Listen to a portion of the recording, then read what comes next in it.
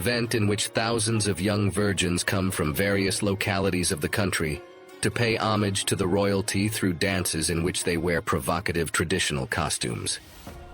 A celebration that also offers the king the opportunity to choose wives among the participants, and soon you will know. But before that, it is good to go into the detail of another controversial reality in Eswatini, that of polygamy. It is good to know that this practice is not only based on cultural customs, but also makes logical sense within the Eswatini social structure. In many Swazi communities, polygamy is related to wealth and status, as the number of wives a man can have is often associated with the amount of livestock he owns, a curiosity we will soon go into detail on. There are many cultures with amazing customs, but there is a place in the world where polygamy is accepted, to the point that there is an ancient tradition in which the king can choose a wife, during a party in which thousands of virgins come to his palace to dance around him with very little clothing. More detail, Eswatini, one of the most unknown and smallest countries in Africa, but also the most fascinating and enigmatic on the planet.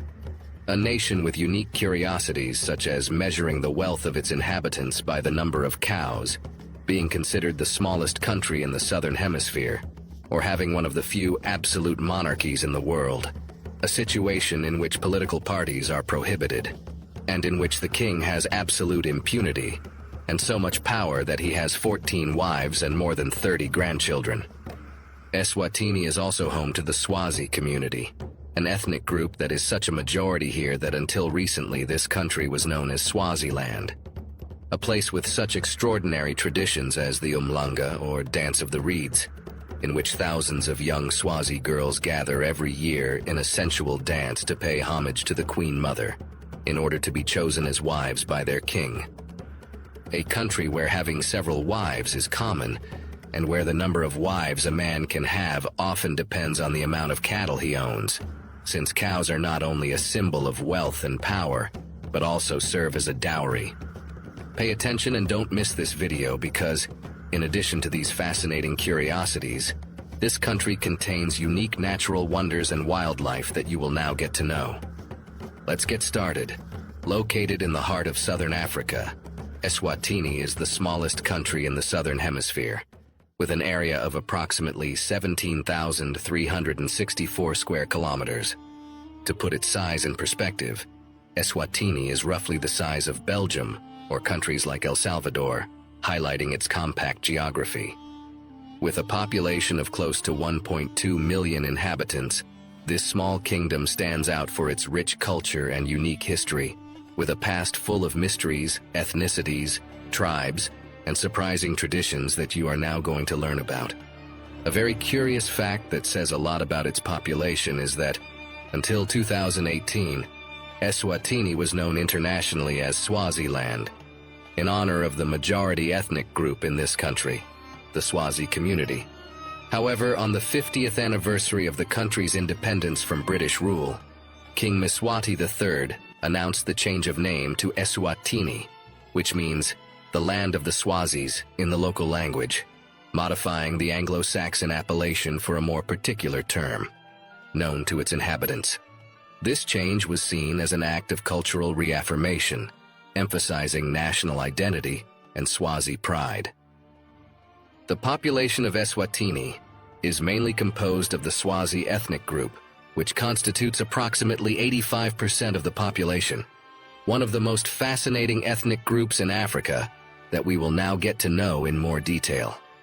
The Swazis are part of the Bantu people, who migrated to southern Africa from the north in past centuries, settling in this region and forming a kingdom under the leadership of their monarchs, a people with a rich cultural heritage, who maintain traditions that make them unique in the African context, such as the Dance of the Reeds or of the Virgins that you will soon learn about.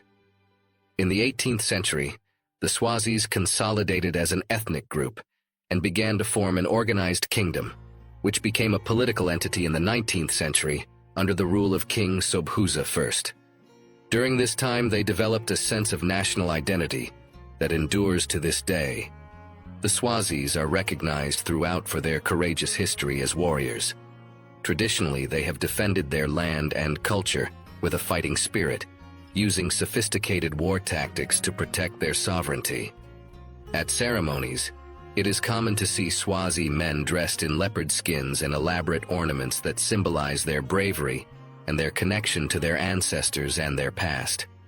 This attire, along with the colorful garments worn by the women, highlights the Swazi cultural richness and identity, as well as pride in their warrior history. The Swazi social organization is also manifested in their political and family structure. In the 18th century, they began to consolidate as an ethnic group under the leadership of their monarchs, forming a kingdom that became an organized political entity in the 19th century, under the rule of the first king Sobhuza.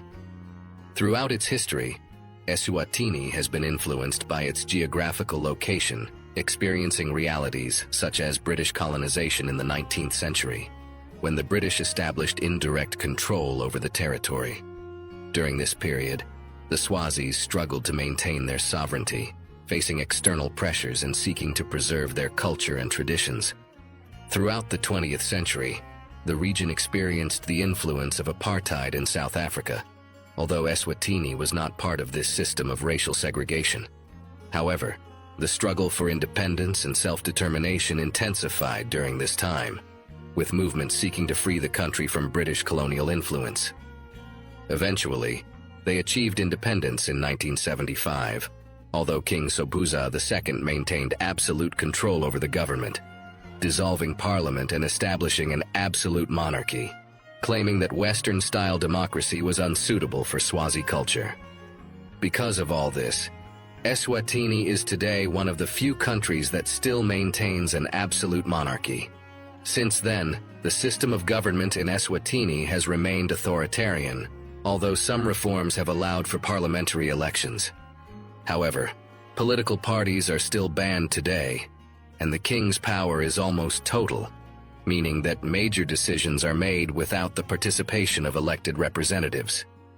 Absolute monarchy implies that the king has total control over the country's government and decisions. Unlike democratic systems where power is distributed and citizens can choose their leaders, in Eswatini, the king is seen as the ultimate authority, both politically and spiritually. This means that laws and policies are dictated based on his will, and his word is law. Although the monarchical tradition is deeply valued in Swazi culture, the concentration of power in a single figure has generated tensions in society, with some sectors calling for democratic reforms and greater rights for citizens. This panorama reflects the complexities of a country seeking to balance its rich cultural heritage with the pressures of a modern world that demands more participation and transparency in government. As you can see, the reality of one of the most extraordinary and rare countries on the planet has a lot to do with its monarchy, and a good part of Eswatini's curiosities also have to do with it. For example, King Sobhuza II, father of the current King Mswati III, had one of the longest reigns in history. He ascended the throne in 1899 and ruled until his death in 1982, that is, 83 years. It was during his reign that Sobhuza II led Eswatini from colonial times to independence, leaving an indelible mark on Swazi identity and traditions. Throughout his rule, Sobhuza II focused on the preservation of Swazi culture and the defense of national sovereignty, becoming a symbol of resistance to foreign domination. Under his rule, efforts were made to consolidate royal power and foster a sense of national identity that endures to this day. With realities as surprising as its traditions, or controversial practices such as polygamy, which is still legal in this country today, Eswatini reflects a world where culture and history are deeply intertwined. Being able to have several wives is a deep-rooted and common tradition in Swazi society. But before going in depth about this practice, it is good to know some of the most curious and precious places in this country. One of the best ways to delve into Swazi culture is to do so in places like Bulembu. This picturesque town is located in the mountainous region of Eswatini, near the border with South Africa. It is known for its stunning natural surroundings, which include vegetation-covered hills and breathtaking panoramic views. Historically, Bulembu was linked to the asbestos industry, which flourished in the region for much of the 20th century. However, despite its industrial past, the town has evolved and transformed into a charming destination with a strong focus on sustainability and ecotourism. Another must-see for any tourist in Eswatini is its capital Mbaban, which is located just a few kilometers away from Bulembu. In Mbaban, visitors can explore local markets, enjoy Swazi cuisine, and learn more about daily life in the country. In the heart of Eswatini, you will also find the Royal Palace, which is the official residence of the king and his family. This impressive palace is surrounded by beautiful scenery and reflects traditional Swazi architecture. Although access to the palace may be restricted, its magnificence can be appreciated from nearby, and it is a symbol of the cultural heritage and history of the Swazi monarchy.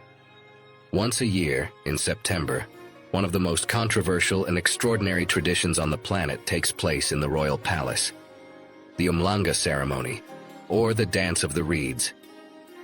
Apart from cattle, this practice of having several wives can provide economic and social stability, as well as strengthen family and community ties, which is why in Eswatini, it is not only legal, but also socially accepted. One of the best examples of this tradition is found in the current king, Mswati III, who has 14 wives and more than 30 grandchildren. His situation is emblematic of the cultural norm in Eswatini, where being able to have many wives is not only accepted, but also celebrated as part of Swazi identity. Perhaps the most striking aspect of this reality, though, is the way in which some of their ancestral traditions serve the king in choosing wives. Traditions such as the reed dance, known as Umhlanga, bring together thousands of young Swazi girls who travel from all corners of the country to dance around the king, often dressed in provocative traditional attire and with very little clothing. The Umhlanga is one of the most important and emblematic ceremonies of Eswatini. This celebration is held annually and gathers thousands of young Swazis who come from various communities in the country to pay homage mainly to the Queen Mother. The Queen Mother of Eswatini is a central figure in the country's culture and politics.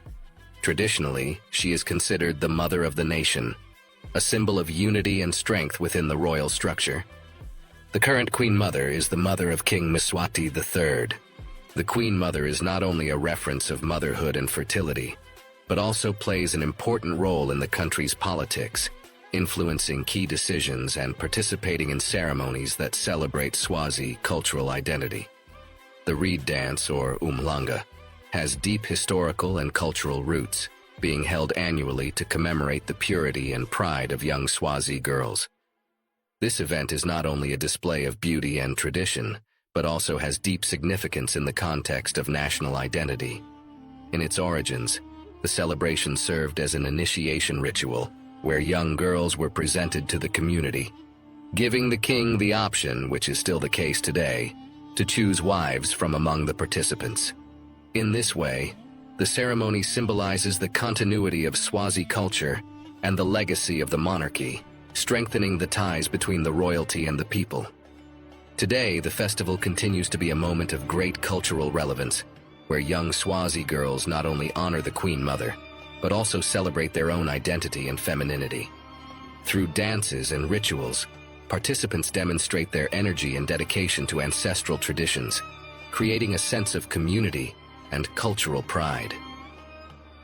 The ceremony symbolizes the purity and cultural pride of the young women, who dance half-naked, in colorful and short traditional costumes, often exposing their breasts and thus showing their beauty and virtues before the king and the community. As you now know, the dance is not only a celebratory event, but also an opportunity for the king to choose new wives from among the participants. For the young women, participation in the reed dance is an honor and a responsibility, and they are proud both to participate and to be chosen to be part of the future royal court. In preparation for the ceremony, they spend weeks rehearsing their dances and costumes, which highlights the cultural and social importance of this event. During the celebration, the young women perform coordinated dances that reflect their energy and vitality, while the Queen Mother observes and guides the participants. This tradition is a moment of great pride, as it highlights not only the beauty of the young women, but also their role in the continuity of Swazi culture. The event takes place at the Royal Palace and culminates in a series of dances in which the king, surrounded by dignitaries and members of the royal family, has the opportunity to observe the young women more closely and choose them. Through this tradition, the king not only chooses wives, but also reinforces his connection to the people and his commitment to the customs that have defined Eswatini throughout its history. The ceremony is a stark reminder that, despite the complexities of the modern world, cultural roots continue to play a fundamental role. If a man wishes to marry, he usually must give a dowry in the form of cows to the family of his future wife. This act not only demonstrates the man's ability to care for his wife, but also strengthens the relationship between the families involved. The number of cows offered can vary considerably and can sometimes be a decisive factor in the choice of partner. In this way, cows become an essential component of the Swazi economy and marriage culture, reflecting the interconnection between social status, family relationships, and traditions. Not everything is positive about cattle, however, as the importance of cows can also give rise to controversy and tensions within communities. On some occasions, the value of cows has led to conflict, as families can become involved in disputes over dowry or ownership of cattle. In addition, the pressure to accumulate more cows can create economic inequalities, where those with fewer resources find it difficult to compete in the marital and social spheres, generating tensions not only between individuals, but also between communities fighting for control of resources. Despite these controversies, cows are also fundamental in various Swazi celebrations and rituals, such as the reed dance or Umhlanga, where their presence is a symbol of abundance and prosperity. In these traditions, cows are often part of the offerings made to the Queen Mother, reinforcing her status and that of the royal family in Swazi culture, as a means of expressing gratitude, respect, and connection to ancestral traditions. Unique realities such as the fact that one of the most majestic animals on the planet, the white rhinoceros, is also found in this small country. This circumstance makes Umhlanga Royal National Park one of the most outstanding destinations in Eswatini, famous not only for its rich fauna and exuberant landscapes, but also for being one of the few places in the world where visitors can encounter one of the most majestic and unfortunately endangered animals in the world, the white rhinoceros. Known for its large size and imposing horn, this rhino is a species that has suffered drastically due to poaching and habitat loss. Rhino horn is highly valued on the black market, which has led to indiscriminate hunting of these animals, seriously endangering their survival. The conservation of white rhinos in Umhlanga is a crucial effort, and the park plays a vital role in protecting this species through conservation and monitoring programs. In addition to the white rhinos, Umhlanga is home to an impressive variety of wildlife, including elephants, lions, and numerous bird species, making it an ideal destination for nature lovers and wildlife watching.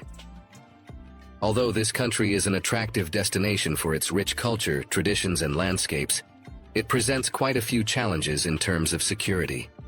Crime can be a problem, especially in urban areas, so visitors are advised to take precautions, such as avoiding displaying valuables and not walking alone at night.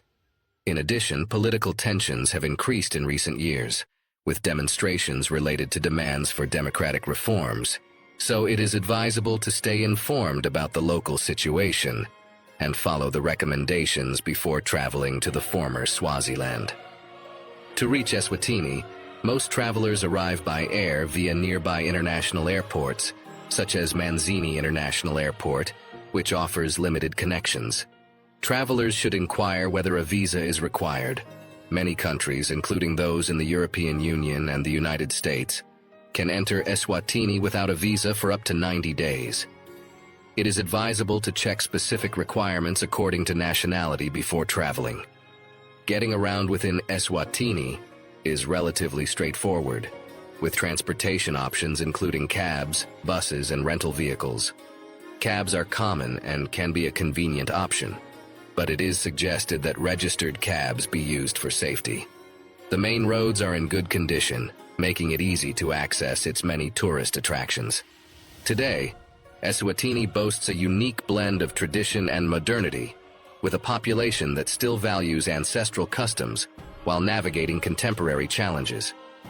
The combination of dazzling scenery, rich biodiversity, and the resilience of its people make Eswatini a fascinating place that remains a bastion of culture and tradition in southern Africa. Life in Eswatini is largely rural, with a large portion